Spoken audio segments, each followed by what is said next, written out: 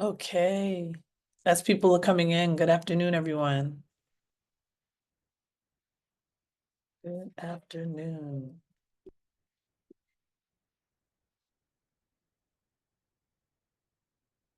Welcome, welcome, welcome. Good afternoon.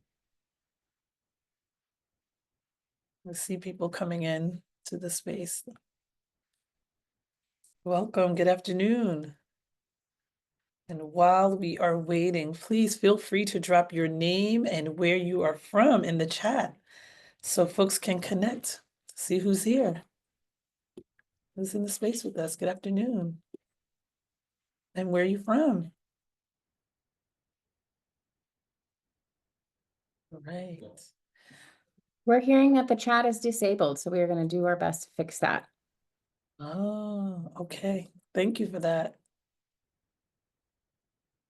All right. Well, as we are trying to get that started, I just want to quickly introduce myself and say that we are really glad to have you here and glad that you took out the time to spend an hour or so with us to have this really interesting conversation. My name is Dr. Davia Brown Franklin, and I'm the executive director here at Bank Street Education Center. And we just want you to know that we will be recording this session and it will be posted on the Trust YouTube channel. We will also send out links to the recording and all associated materials and resources from the webinar with that link after, maybe in like a few days or so. If you see that there is a Q&A area and there's a chat area, we would love for you to drop your questions inside of that Q&A section. And if you have any questions that you want answered, please use that feature. We will also try to answer all the questions that come up at the end, using the chat really just for tech help if there are any tech issues. And so we will be monitoring the chat.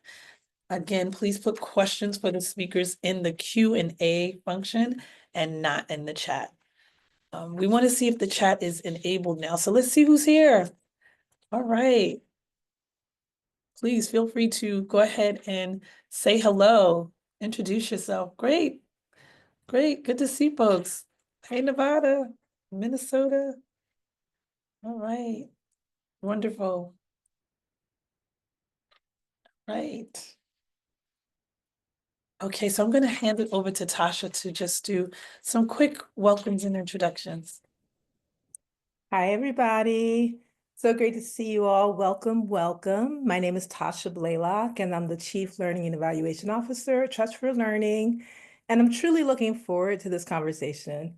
I learned so much from the IDO Learning Head Start members each time we get together at our monthly meetings and where we gather together in person each summer. So I'm excited to have some of our wonderful members share with you today.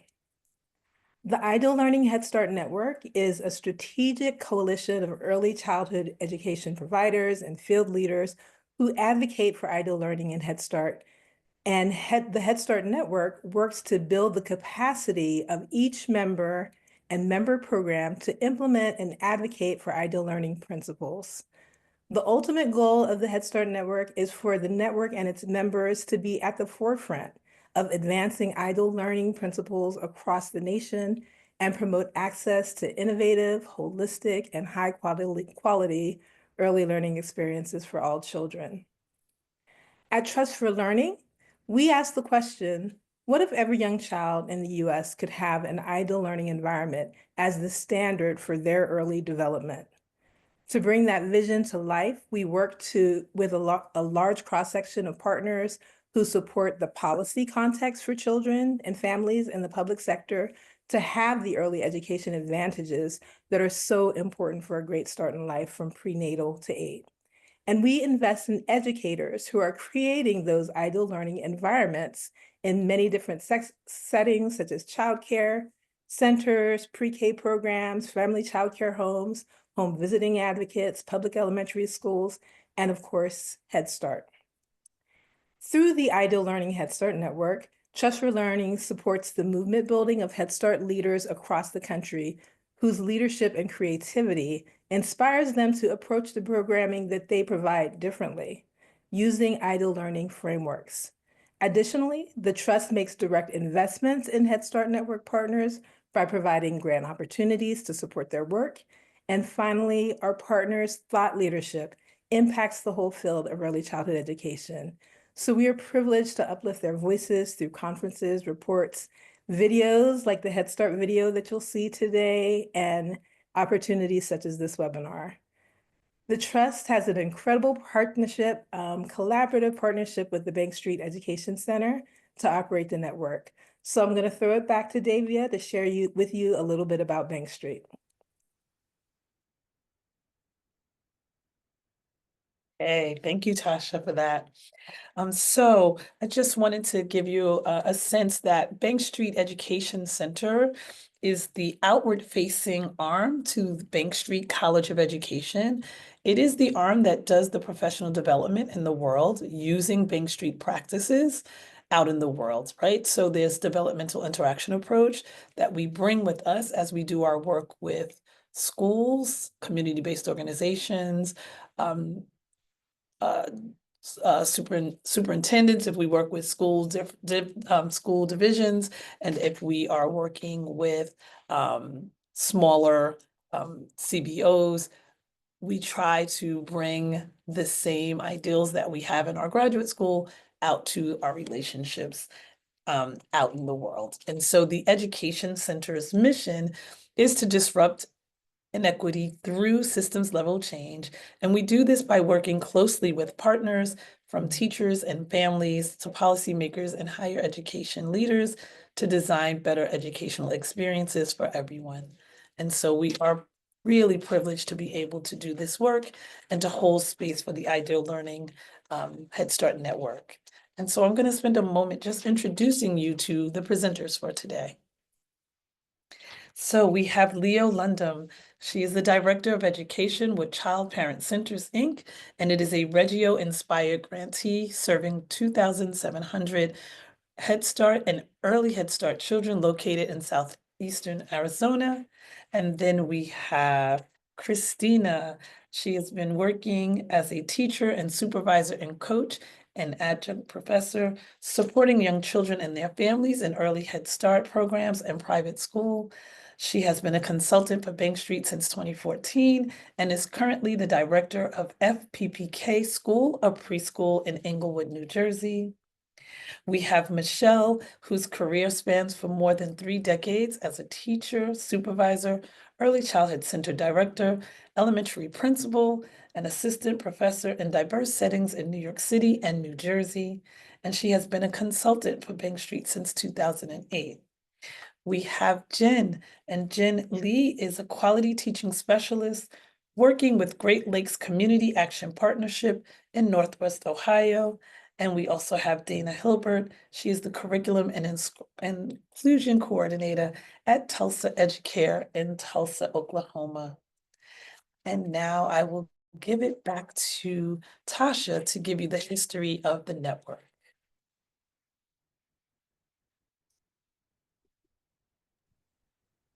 All right, thank you. So the Ideal Learning principles are really where it all starts for us at Trust for Learning. They were synthesized and developed as a collaborative effort between Tools of the Mind, Friends Center for Children, Bank Street, and representatives from national associations of Reggio Emilia and Montessori programs. So all of these folks came together to think about child-centered philosophies and later joined the conversation. We keep inviting people in like Waldorf and HighScope and more.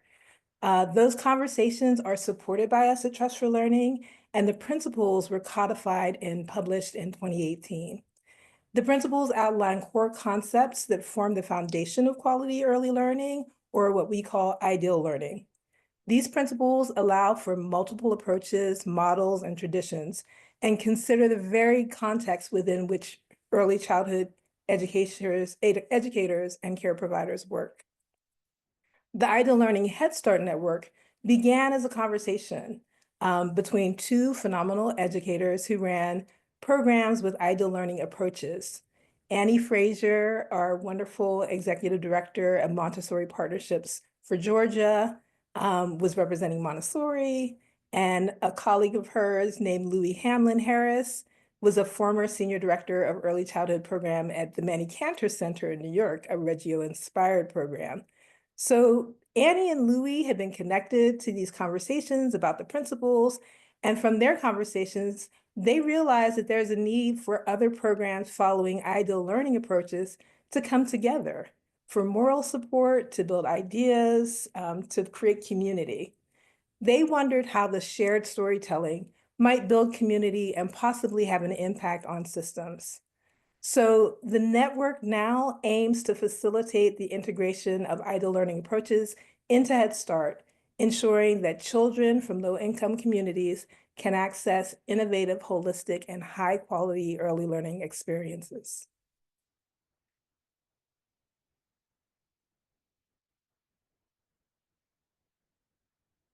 So now you're going to have an opportunity to see a video that we just debuted very shortly ago, about a few weeks ago.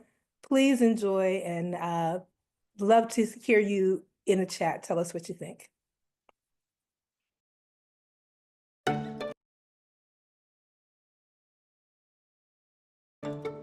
An ideal learning environment is one that gives breath to freedom for children, a place where they can imagine, to develop trust, to have time to be a child, to experience joy in a real way, to practice gratitude, to exercise and to receive empathy, and to be an incredible human from the start.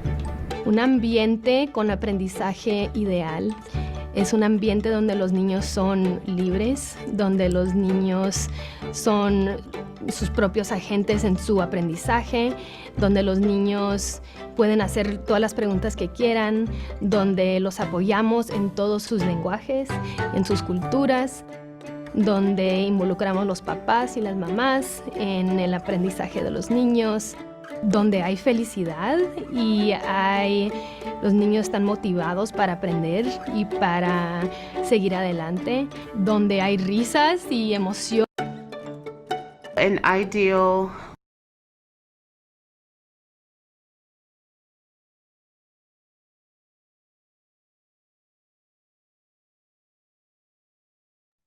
Sorry, everyone. I heard there were some technical difficulties with the video. I hope that we can get it working for everyone.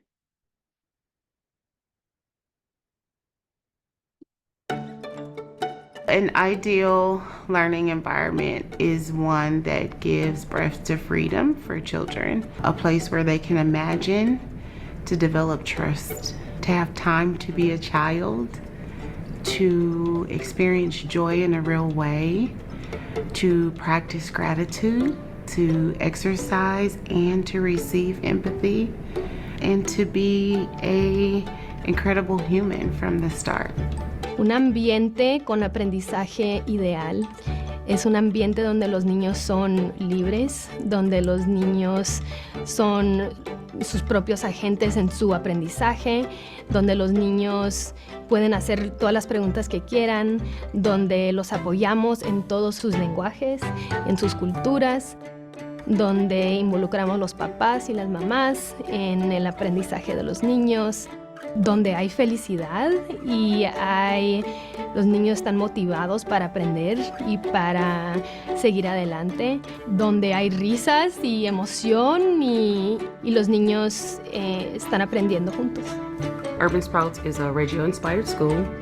We follow Reggio Emilia Italian way of learning and teaching the children, which is allowing the children to respect their own work, their own thoughts, their own learning process. We're there to provide them with things that they need to take the next steps, be critical thinkers and entrepreneurs and risk takers. We allow them to explore the world at their own pace, in their own ways, and if they have questions, we can help them find those answers instead of just giving them to them. An ideal learning environment is one that honors children as full human beings and sees them as navigators of their world and centering them and allowing them to have voice. Ideal learning also means a yes environment for children. It means a space where children can really go and explore and do things and not hear, no, that's not safe. Back up, you have to sit down, you have to do this, you have to do that. The Ideal Learning Head Start Network is a group of amazing practitioners all around the country who are doing ideal learning in a Head Start setting. We have folks who are just starting to implement ideal learning approaches, some folks who have been doing it for years, and we've got folks who are doing Reggio Emilia, Montessori, HighScope, a whole variety of ways of looking at it, and some folks who are just implementing the principles themselves in a variety of different curriculums. And so we take these approaches and we try to blend them in with the performance standards. The performance standards guide us around the quality, but there's more out there. And this group of educators are looking for how else we can continue to raise the quality for all children. They are doing this unique perspective of education in a way that promotes children's developmental appropriate practices, that focuses on equity, that focuses on play, but in a Head Start framework. Head Start serves children and families at or below the poverty level.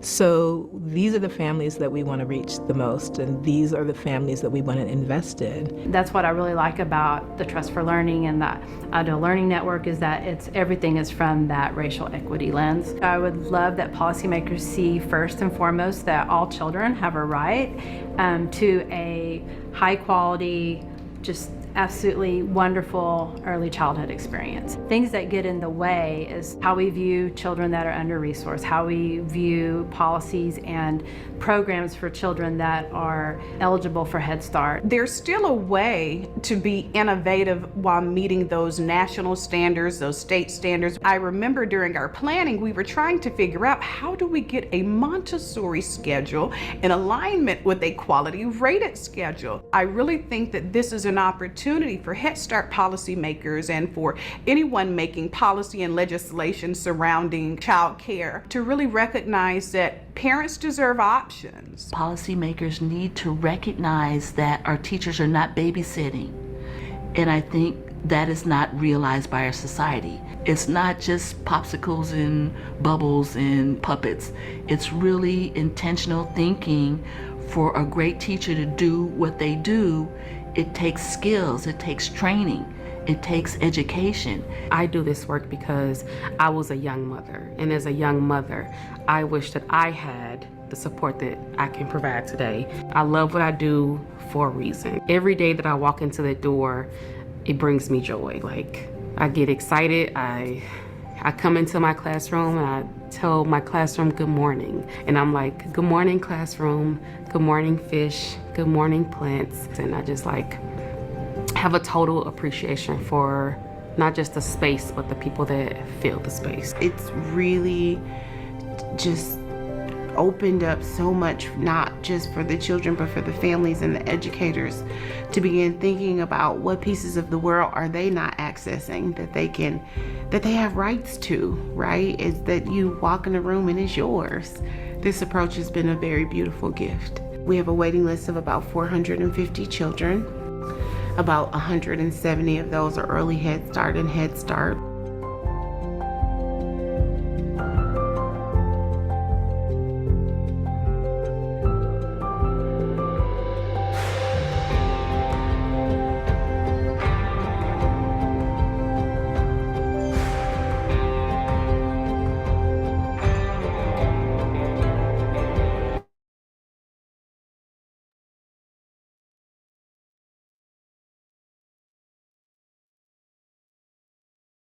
Thank you so much. That was a wonderful video, always inspiring. Every time I see it, I get so inspired by it.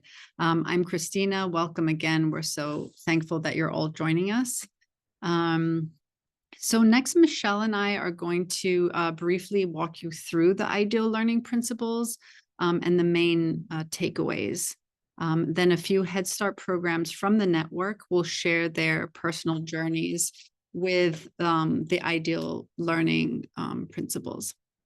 As was mentioned, the principles are a framework that are intended to enable educators to really understand and see themselves in the quality programs. It's a way to provide an anchor to the work that you're already doing. You can build a community of shared principles of high quality early childhood education. And it can really inform quality rating programs and influence policy decisions. As your part of the network supports that work as you collaborate with programs, all over the country. So in the next few slides, you'll see photos from high quality Head Start programs from network members around the country. The programs in our network who are rolling out the ideal learning principles at the moment chose to do so because they really recognized the cohesion and the shared language that it provided to really highlight the strengths that already existed within their program. It was through documentation such as photography and observations that programs were able to highlight how each principle was already showing up. And some programs, the initial preoccupation of, oh my gosh, one more thing to do on my list, of a million things to do, really turned into, wow, actually these principles are helping us to really highlight our strengths and be more intentional about areas that we need to focus on. So as we take you through these slides, we invite you to think about your own program and how the following principles may already exist and show up every day. We've organized the principles into 3 categories. Thank you to GLCAP that allowed us to use a framework to organize that. Those categories are children and play, equity, the role of the teacher, and the environment. These categories are just for ease of access. You can find elements of all of them in all of the principles. There's a lot of overlap. And so the first category of principles is centered around children and play. Play is an essential element of young children's learning. Child-initiated play is an essential element and a legitimate right of childhood. In ideal learning environments, children are empowered to develop initiative as they engage in multiple forms of play that engender a sense of accomplishment. Here, you can see adults and children engaged in play. The school consciously provided the space, time, and materials for these experiences to occur, supporting imagination, appropriate risk-taking, as well as family engagement.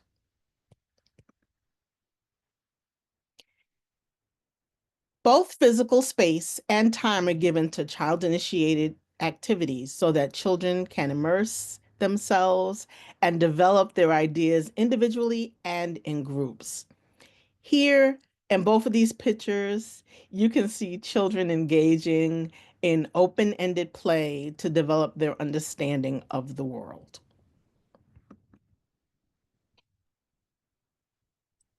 So the time of childhood is valued. We recognize that children should not be rushed through developmental milestones, but instead provided with an intentional, calm, and responsive environment that informs daily learning experiences and routines. The routine and curriculum should allow for children to have time to explore and immerse themselves in their play and their creations, rather than being rushed through activities or developmental stages to meet standards.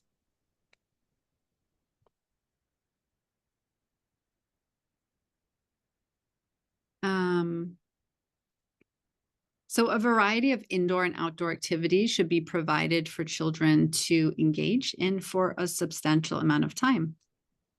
Here we see some children having fun and the joy of being at school. Children should have the opportunity to express all emotions and feelings, and of course, have fun.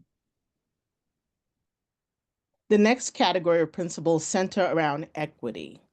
Ideal learning environments value knowledge construction from diverse experiences that are supported by equitable policies and practices.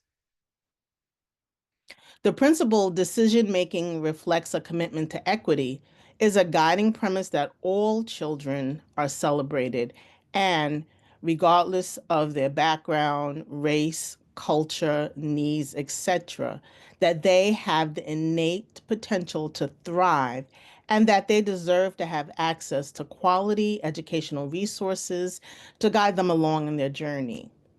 Furthermore, this principle reflects the belief that all children and families are valued as contributing members of the community.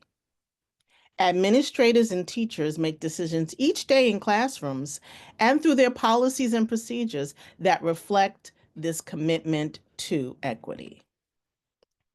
Some of the programs have shown a commitment to equity through revisions and amendments to their policies and procedures.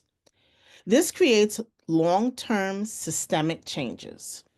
In the picture on the left, you see parents involved in a decision-making process, which is central to the mission of equity.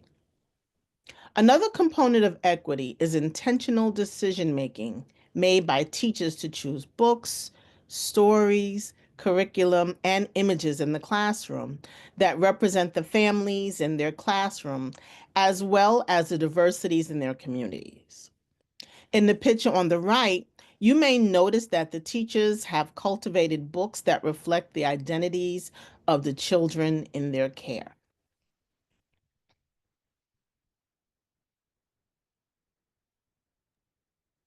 Children construct knowledge from diverse experiences to make meaning of the world. Children are little scientists who are curious and serious about their discoveries. The principles highlight how and why children engage in experiential learning through observation and participation to gain meaning of their world. Educators can create learning experiences to reflect children's interests and organize space to encourage children to learn about themselves and others through collaboration. Here we see two different programs offering opportunities to children to observe, question, and participate in hands-on learning experiences. In both photos, we see children learning about materials and their world through sensorial experiences. Skilled teachers can use these opportunities to provoke learning ideas and wonderings with the children over time. In this slide, we can see examples of open-ended activities that were planned for children to bridge the gap between school and their community through exploration, wonderings, and creations. There was a big construction site near this center where children were taken out to observe.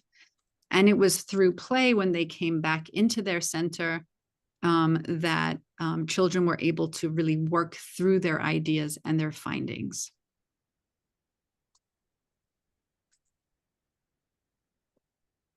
The following principles fall under the category of the role of the teacher. These particular ones highlight the importance of planning, intentionality, and genuine engagement of teachers with the children and their students. The first is instruction is personalized to acknowledge each child's unique development and abilities. In order to personalize instruction for a group of children, educators must have a strong understanding of child development and appreciation to begin with, and appreciation really for each child's unique developmental trajectory. Children are not the same. They don't develop in the same way. Educators are close observers of children and use those observations to document, reflect, and plan for future experiences and opportunities with children and their families. The physical environment should offer a variety of learning spaces throughout the day to support different needs and learning style preferences. So just take a minute and think about your classroom or your center where you work. Are all the materials and activities accessible to all of the children in the classroom? If not, what adaptations may need to be made? Can children interact with materials and spaces in a way that both supports and guides their development?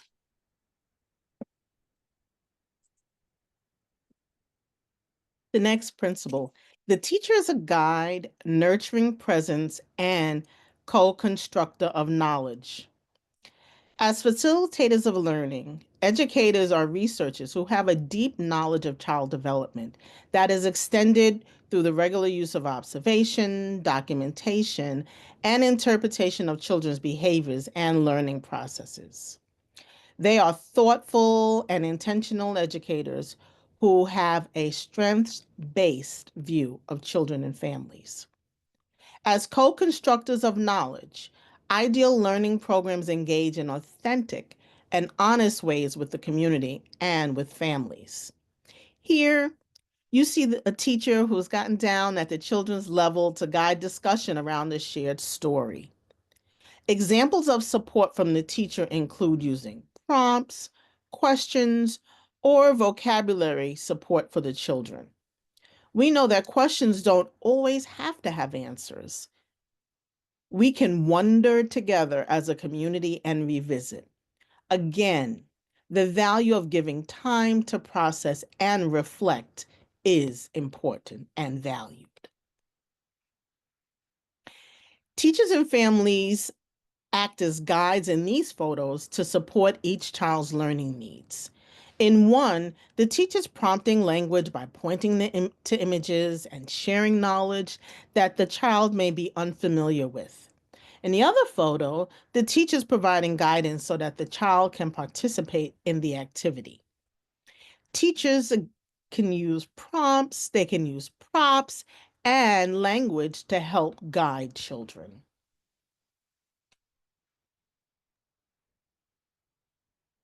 These next principles fall under the category of environment.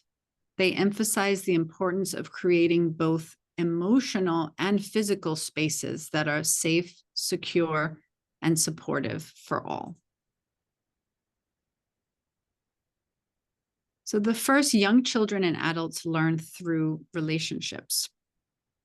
A few key reminders, as I'm sure this is not new for many of you, but supportive and strength-based relationships are fostered through family engagement, inclusion, respect, and understanding. Educators should work to understand the effects of adverse experiences and trauma, ACEs, on young children of different ages and how to respond in meaningful ways. How do you support adults so that they can be emotionally available to engage in positive ways with children and with other adults? This photo shows an example of a socialization group for families and their children. Teachers or home visitors provide activities that are developmentally appropriate, but that also encourage and support family involvement. What do you think are the goals for these sessions? Perhaps improving positive parent-child dyad, fostering community with families, teaching about child development. It's a rich opportunity for many of these things. Can you think of any moments or connections and interactions that you have with families or children throughout the day and how they strengthen positive relationships?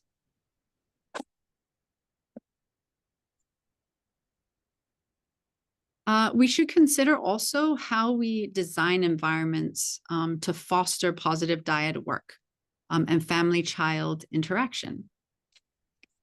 There are many dyads continuously at work while working with young children, adult to adult, adult to child, child to child. So right here, we see examples of parent-child dyads at work. The children here find security in being near a trusted adult, and as a result, can more freely explore and engage in their learning. So this leads very nicely into our next principle, the environment. The environment is intentionally designed to facilitate children's exploration, independence, and interaction. Along with relationships with others, intentionally designed, enriched environments also support children. Spaces are created to stimulate and encourage expressions of children's ideas, questions, and emotions, including interactions with the natural world. In visiting some of the programs in the Ideal Learning Head Start Network, we find examples of thoughtfully created and accessible indoor and outdoor spaces to support engagement and curiosity in different environments. In classrooms, materials, spaces, and processes are purposefully chosen to support an emergent approach that reflects children's interest and their wonderings. The next principle, continuous learning environments support adult environment. This is an important principle because we know that in education, we are strengthened by being lifelong learners. In ideal learning programs, educators and administrators create, cultivate, and maintain intentional, coherent, and shared educational philosophies that guide their practices and are reflected and revisited routinely by all. Using both a strengths-based and an inquiry-based approach, coaching and supervision encourage curiosity, build resources, and increase self-awareness for adults. These photos are examples of how scheduled and organized professional development with staff supports their growth and curiosities in their work. In particular, the photos demonstrate how staff use documentation through photographs to take a deeper dive into the ideal learning principles. As part of the network, some programs receive coaching to support the implementation of the ideal learning principles with Bank Street coaches. The network also holds annual convenings where all programs come together to share and deepen their practices, as well as to advocate for larger policy changes. Here are some of the photos from coaching and one of the convenings. I'm now very excited to introduce some members who are going to share about their journeys in the Ideal Learning Network. First up is Leo.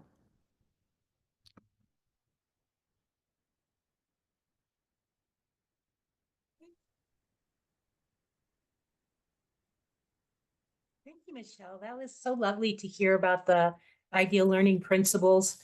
As Davia mentioned, I am the Director of Education for Child Parent Centers here in Tucson, Arizona. And we've been a Reggio inspired program since 2008. And I think that one of the challenges that we always faced was finding other programs, other Head Start programs that followed or were inspired by the same philosophical approach that we embraced. And we've been Reggio inspired since 2008, and I was really just happy to find the network and become a member in 2019. And as I became a member, I also then became the co-director of the network. So I also have that honor and privilege of leading that aspect of it. But what really inspired me when I joined the network was just to be in the same space with a group of educators who, operated Head Start programs that were also pursuing unique educational approaches. It was empowering to be with like-minded individuals who had similar questions and challenges with, how do I do this? How do I do this within the context of Head Start and the performance standards? And so we had this opportunity to meet during the network, and we still do. We talk about the intricacies of meeting the Head Start performance standards within each of our unique educational philosophies.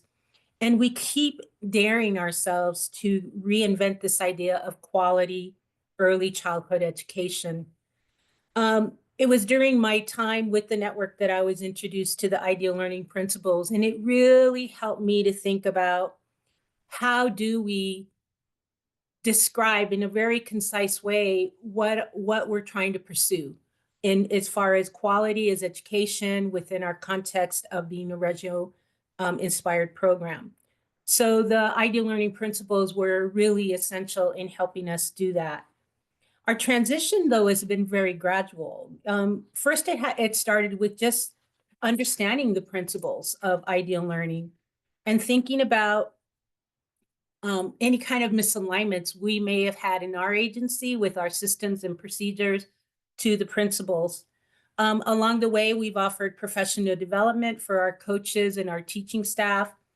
In our assessment in the use of the tool, we began to think about implementing small scale changes. Like, what do we need to do? The tool has also provided us a reference point for reshaping and reinventing our learning environments. Some of the images that you saw earlier were of our playgrounds. We spend a lot of time redesigning our playgrounds. The other thing that the tool did was help us speak about fostering relationships with families in our community. How did this tool help us reflect and do that? And that was one of the benefits of adopting the tool. We also, one of the challenges for us is also just the continuing of the scaling and the sustaining of change. Because like all of us, we have to look at what the current research tells us, what do we need to do differently, what's the new requirement for the Office of Head Start, how do we meet that and also still stay firm in our educational philosophy and our approach. It does involve a commitment to continuous reflection, refining our practices, and being honest in thinking about how are we addressing those challenges that we meet every day. So as I say that, my journey has been a little summarized. It's been a lovely journey. We continue to learn.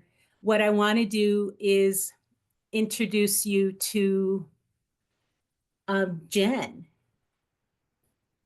Jen, who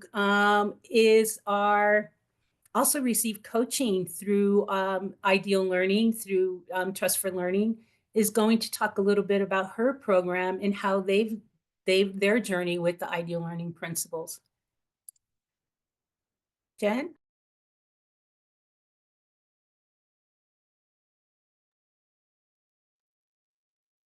Hi, thank you so much for having me today.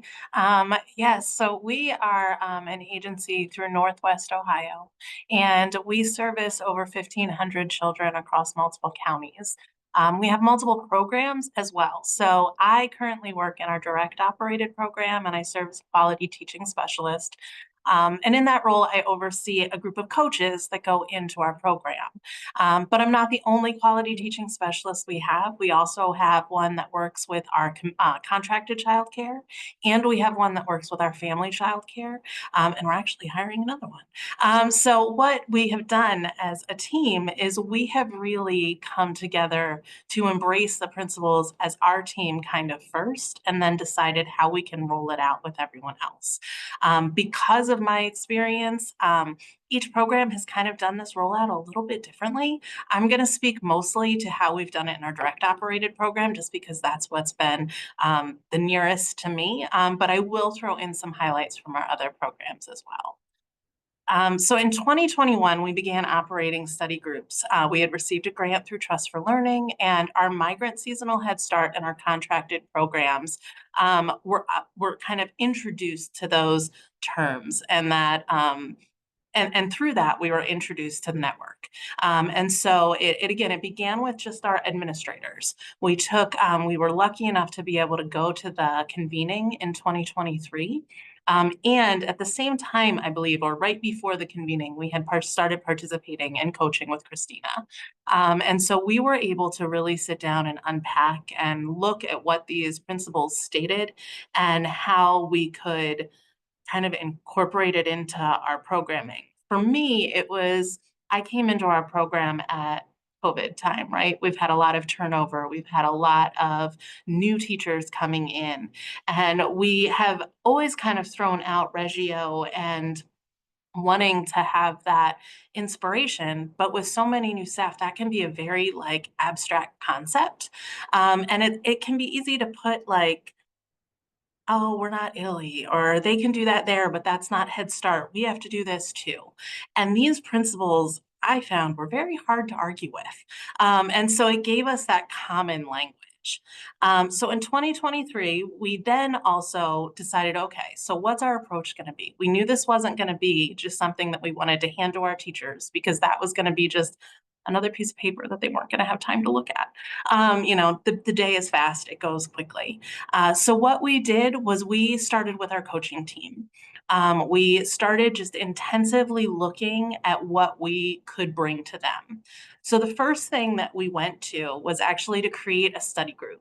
And I did that by kind of looking at what information was already out there.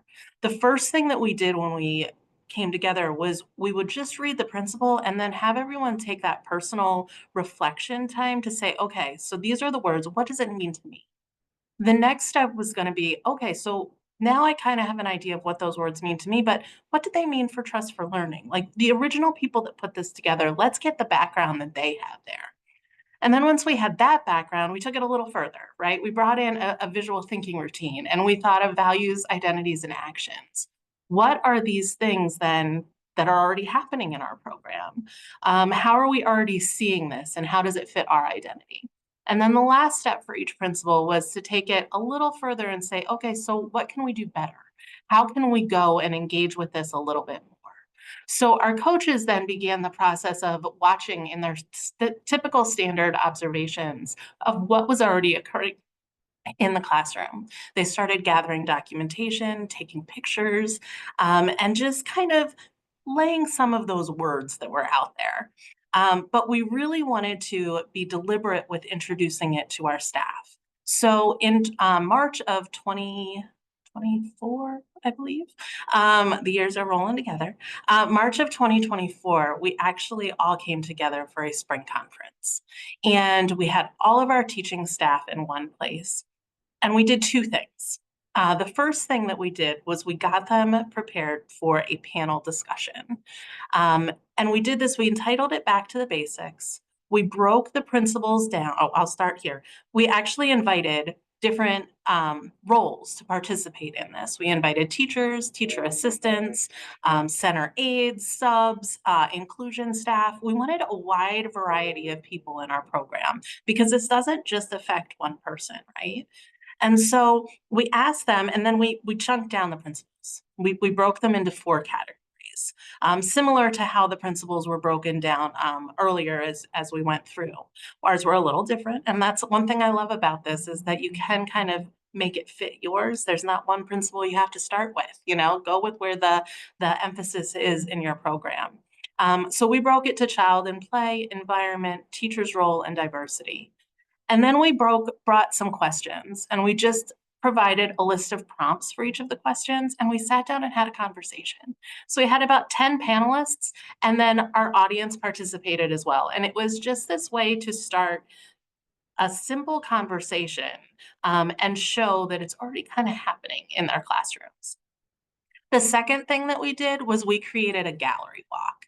And this was what the coaches really prepped prior to our spring conference is they went out and we created it. It is not captured in the photos as well as it was in the moment, but we paired each principal up with a panel of photographs, of quotes. We had worksheets that tagged to each of the principals so that our teachers could come in, and we made sure every single classroom was represented.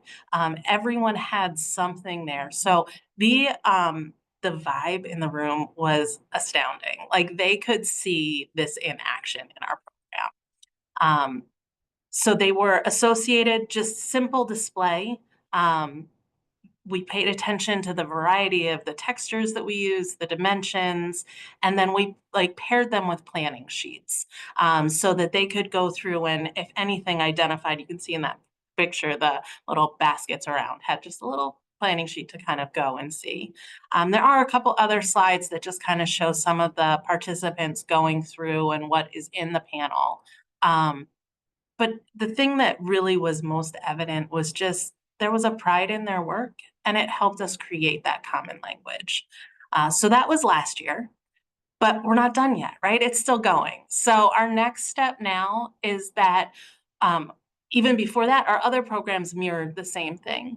They did the gallery walk in their pre-service. They had introed it at the year before, and the coaches continue to have it in all of their conversations with the participants. But I don't have any pictures of their gallery walk, I'm sorry. But then again, it doesn't stop here. We wanted to make sure that we've rolled out the introduction, the language was there, but now our teachers are going to become those participants in the study groups. We actually have one starting this afternoon. And so they are going to be able to really unpack these at a center level with their peers. We've rewritten some of the panel discussion into Ohio approved credit hours for people. We've presented it outside conferences and possibly have our hope to present it at our Ohio NACCE conference. We'll see. But we are just very deliberate in creating it as conversation in our centers. Thank you, Jen. Next, we'll have Dana from Tulsa Educare in Tulsa, Oklahoma. Dana will provide a perspective on how she introduced the ideal learning principles to each level of her program, beginning with the executive leadership team to ensure buy-in. Dana will also briefly tell us about her organization and how she received support from the Ideal Learning Head Start Network. Thank you for joining us, Dana. Thank you, Michelle. So as Michelle said, I'm Dana from Tulsa Educare in Tulsa, Oklahoma. We're a member of the Educare Learning Network. We have 4 large centers, which we call schools. They have 16 classrooms in each school. 12 of those are early Head Start, infant, toddler, mixed age group classrooms. And then the other 4 are preschool classrooms. So a little bit different than some of the other schools, but we thought it was important. So maybe you can kind of find similarities between your program and ours. So I joined the Ideal Learning Network in 2021. So grateful for finding the network because I was looking for support from colleagues who were Head Start grantees, who were wanting to or who are already using a more child-centered inquiry-based approach rather than a scripted curriculum. So I participated in the network calls for a few years, and then I approached our executive leadership team at Tulsa Educare about shifting our approach to the principles for us. We really believe that the principles help us fill a gap in our program between our mission and our values and our practices in the classroom. So we decided to take the leap and commit to adopting the principles. So in the spring of 2023, we were so lucky to receive a mini grant from the network to support our adoption of the principles. And so we use that grant funding to help launch our studios. Studios are shared spaces that we have for our teachers and our coaches to explore the new pedagogy, the new approach together. And I would be more than happy to talk to you more about the studios at a different time. Then in the fall of 23, I participated in the Bank Street coaching with Michelle to help me really get a clear implementation plan for Tulsa Educare to adopt the principles. And so with Michelle's help and through the coaching program, I was able to kind of craft a multi-year rollout for the principles. We really thought for Tulsa Educare, it was important for our journey to begin with leadership because we wanted to make sure that we as leaders were in a place to support the shift, to make sure that we understood and valued the principles and that our systems were ready to support this change. So we had monthly meetings with our executive leadership and our school leaders to unpack the principles. We shared kind of similar to Jen's story. We gathered images from our schools that represented the principles to give us a really good idea where we already were in our practices. And then in the summer of 24, we created our own school principals guide, which I'll elaborate more in just a second.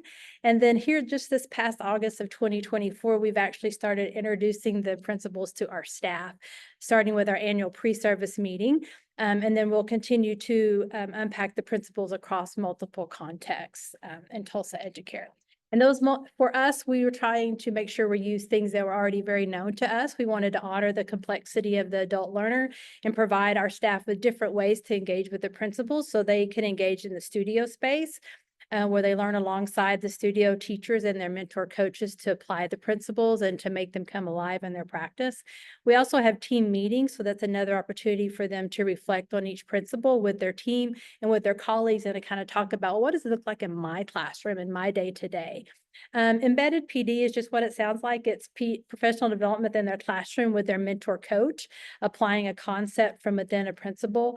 And then the professional learning experiences is something that we do once a month. So for example, this Friday, we're unpacking the principle around the role of the teacher. And so, and we usually, like the plan for this Friday is we're going to have panels, displays with images of strong environments, and then images of what the teacher looks like within that environment. We've got some QR codes with some videos, including to the video that you just saw. And then we have articles available about the role of a teacher, just different ways for teachers to engage into their study of the principles. I also mentioned earlier that we created a school principal guide over the summer. These are just a few pages from that guide. It is the principles from the network, but we just took our own images so that way we were already, again, there's some value in seeing yourself, right? And to know that we're already doing some of this, we're just trying to elevate our practice. And so right now, this is an internal facing document. This guide represents who we want to be, how we want to exist in our world. And we hope that in time, it will become a public facing document that reflects our practices and our ways of being, embracing the principles from the Audio Learning Head Start Network. So I tried to be quick.